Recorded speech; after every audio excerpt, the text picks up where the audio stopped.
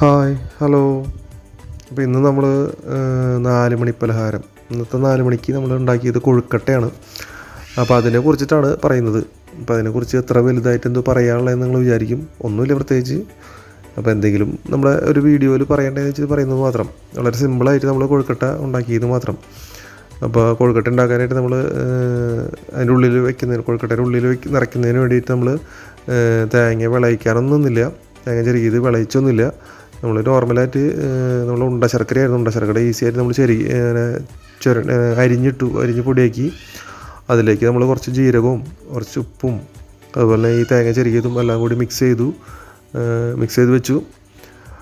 അതിന് ശേഷം നമ്മൾ കുറച്ച് അരിപ്പൊടി 2-2.5 ഗ്ലാസ് അരിപ്പൊടി എടുത്തു. അതിലേക്ക് കുറച്ച് ചൂടുവെള്ളം, നല്ല തിളച്ച വെള്ളം ഒഴിച്ച് ഒരു ചെറിയ ഉപ്പ് ഇട്ട് മിക്സ് ചെയ്തു. അപ്പോൾ മിക്സ് ചെയ്യുമ്പോൾ നമ്മൾ ശ്രദ്ധിക്കണം എല്ലാവരും. നമ്മൾ ആദ്യം കൈ കൊണ്ടിട്ട് ഇളക്കാൻ പാടില്ല, നല്ല ചൂടാണ്, കൈപ്പൊള്ളി പോവും. അപ്പോൾ നമ്മൾ ആദ്യം ഒരു പരുവാകുന്നത് വരെ സ്പൂൺ കൊണ്ട് ഇളക്കി അതിനെ ഒരുവിധം എല്ലായിടത്തേക്കും നനവ് എത്തിക്കുക. അതിനുശേഷം നമ്മൾ കൈ കൊണ്ട് പിടിച്ച് നന്നായിട്ട് പ്രസ് ചെയ്ത് തിരിച്ചും മറിച്ചും ഇട്ട് പ്രസ് ചെയ്ത് നന്നായിട്ട് ഉരുട്ടി പാകപ്പെടുത്തുക. അതിനുശേഷം ചെറിയ ഉരുളകളാക്കി മാറ്റുക. എന്നിട്ട് വേണം അതിൻ്റെ ഉള്ളിൽ നിറയ്ക്കാനായിട്ട്. നമ്മൾ ഉൾഭാഗം പൊള്ളയാക്കുന്നതിന് വേണ്ടി പ്രസ് ചെയ്ത് ഒരു ഹാഫ് റൗണ്ട് ഷേപ്പിലേക്ക് കൊണ്ടുവരുന്നു. എന്നിട്ട് അതിലേക്ക് നമ്മൾ ഈ തേങ്ങ, ശർക്കരയൊക്കെ ഇട്ട് വെച്ചിട്ടുള്ള തേങ്ങ കുറച്ച് ഒരു സ്പൂണിൽ ഇട്ട് നിറയ്ക്കുന്നു. അതിനുശേഷം ഇതിനെ കൂട്ടി യോജിപ്പിച്ച് ഉണ്ടാക്കി എടുക്കുന്നു. ഇത് നമ്മളിത് എല്ലാവരും ചെയ്യുന്നതാണ്.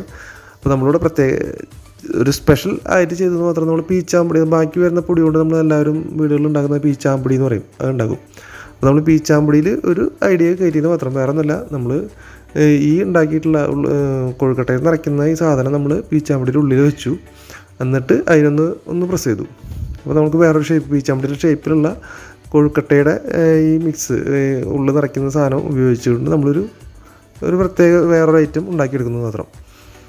അപ്പോൾ അതിൽ ഒന്നുമില്ല, ഷേപ്പ് മാറി, ടേസ്റ്റ് രണ്ടിൻ്റെയും സെയിം തന്നെ. പക്ഷേ ഇപ്പോൾ കുട്ടികൾക്കായാലും കാണുമ്പോൾ ഒരു ഇഷ്ടം തോന്നി അവരും അത് കഴിക്കും. അപ്പോൾ അതുകൊണ്ടാണ് അങ്ങനെ ഷേപ്പുള്ളത് ഉണ്ടാക്കിയതുകൊണ്ടാണ് നമ്മൾ ഈ വീഡിയോ അങ്ങനെ ചെയ്യാൻ കാരണം.